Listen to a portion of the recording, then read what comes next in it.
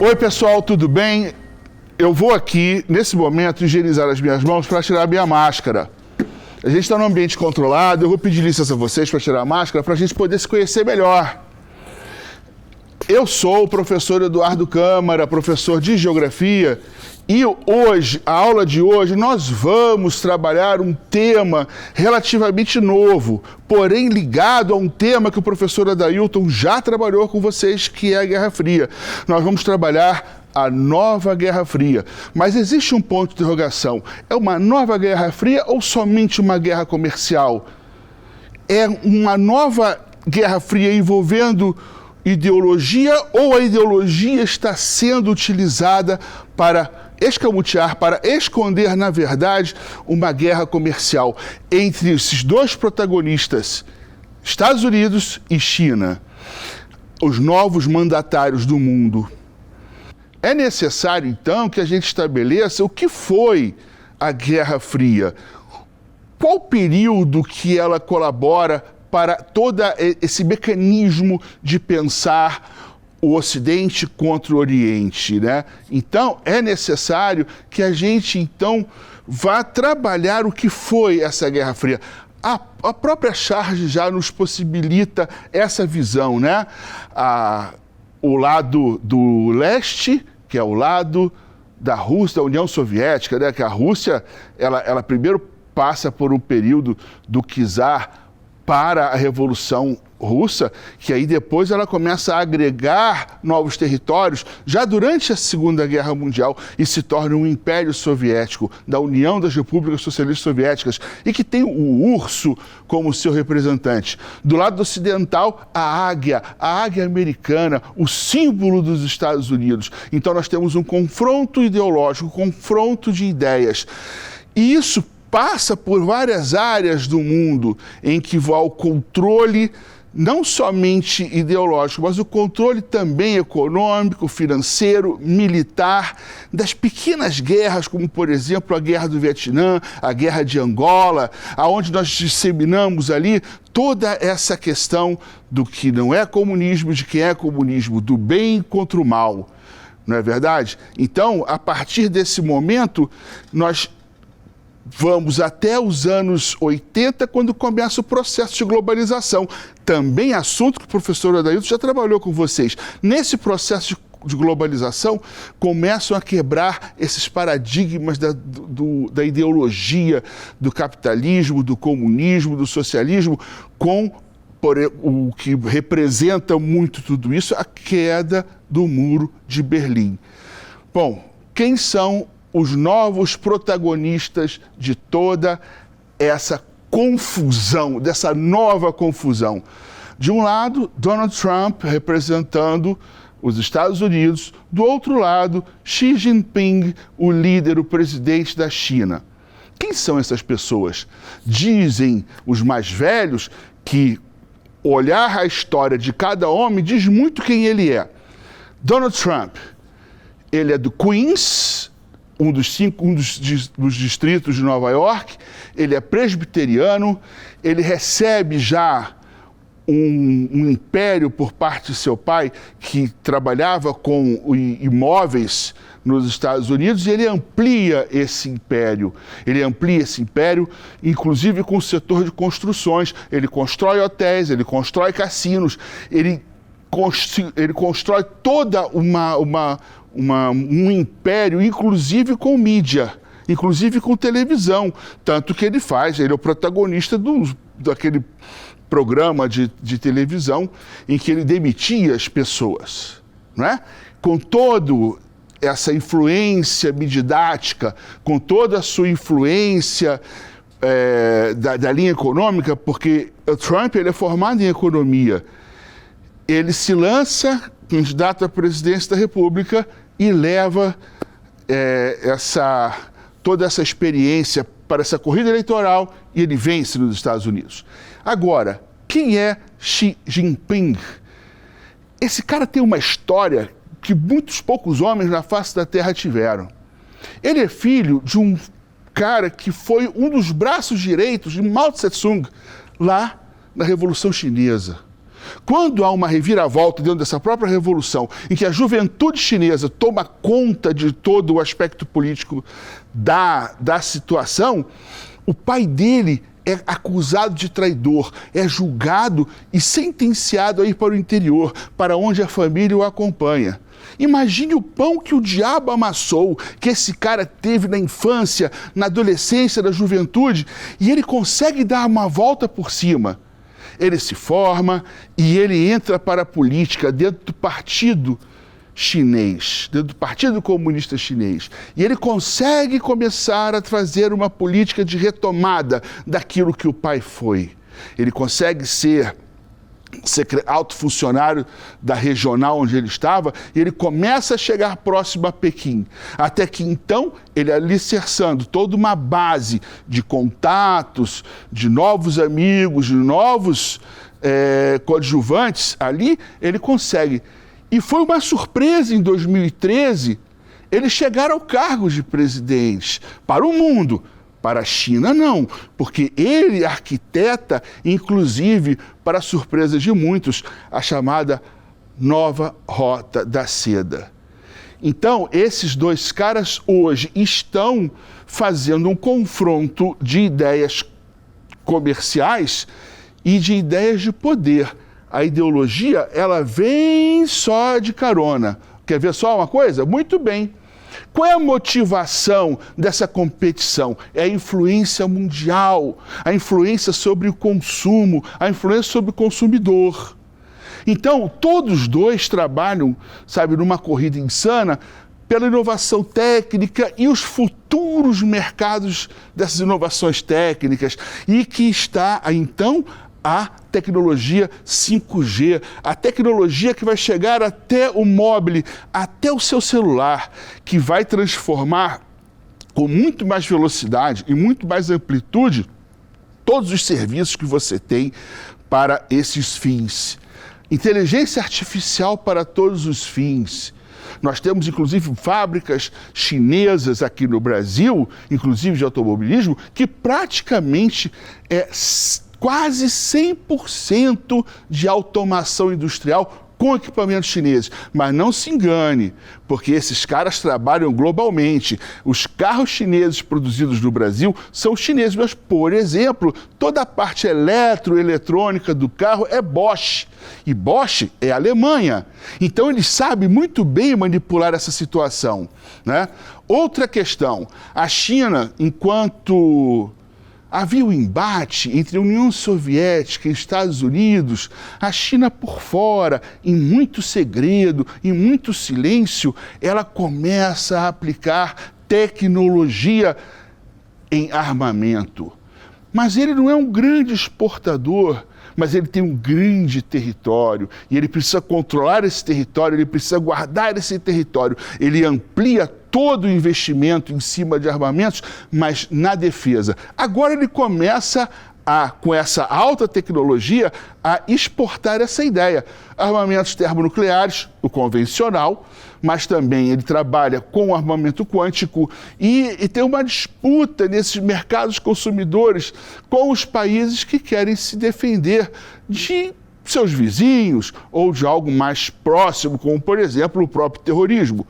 Então, hoje você tem uma gama no mercado de uma série de equipamentos de observação à distância. Carros elétricos, corrida espacial. E a corrida espacial, às vezes, pouco é noticiado o que a China faz, mas a China já mandou um equipamento para a Lua, já mandou um equipamento para Marte, e ele está dentro da estação espacial. Então você tem aí uma área de competição, essa motivação pela influência mundial. E aí você tem um outro detalhe. Que é o gatilho dessa crise? Essa crise, essa crise começa com a Covid, essa crise começa com a 5G. Não, essa crise começa um pouco antes, tá? Mas o gatilho, que inclusive a mídia, a imprensa trabalha muito, porque a imprensa precisa vender a ideia. Você tem as eleições americanas, A consolidação de conectividade móvel da 5G, que é uma revolução na palma da mão. A criação da nova Rota da Seda para o reaquecimento de uma antiga parceria China e Rússia. E a desindustrialização americana. Essa questão da America for America's People, ela não está completa. O Trump, ele não conseguiu alavancar esse processo. E aí vem a Covid-19, as acusações de um contra o outro. Não, foi você que instalou a Covid aqui. Não, foi você que instalou. Não, que você mandou. E aí você tem um cenário que existia muito lá nos anos 60, 70, das acusações de espionagem, contra-espionagem, militares que estão agora na área civil, trabalhando em empresas chinesas, e aí você tem todo um arcabouço, todo um teatro para toda essa confusão de uma nova Guerra Fria. Isso são os gatilhos, aquilo que puxa para trás e aponta. Uma velha tática de quando você está querendo proporcionar uma cortina de fumaça para as pessoas não enxergarem alguma realidade. Já foi muito usado, como, por exemplo, a invasão da Argentina nas Ilhas Malvinas, não é? Lá nos anos 80, 70 para 80, que ela começa toda aquela discussão, se a Inglaterra tem direito, se não tem direito, que foi aonde você tem um ato muito irresponsável por parte do governo argentino. Então, toda essa confusão, ela é formada porque você tem uma eleição para ganhar. Correto? Muito bem. Vamos ver mais uma coisinha aqui, olha. Então, você tem os gatilhos que disparam, mas você tem a questão das pedras. A pedra que está no calo te apertando. Quais são algumas das pedras dos Estados Unidos? Os Estados Unidos não conseguem reverter a situação dos bens de consumo. Bens de consumo é tudo aquilo que a população compra para consumir. Pode ser um consumo imediato, com um pãozinho, ou um consumo a longo prazo, com uma geladeira. Não é? Mas por que ele não consegue pensar para fazer isso? Não é uma questão, é uma questão de ação. Lá nos anos 80, o que as empresas americanas fizeram para baratear o seu custo, o seu gasto? Elas começaram a enviar partes de todos os seus sistemas para serem fabricados fora.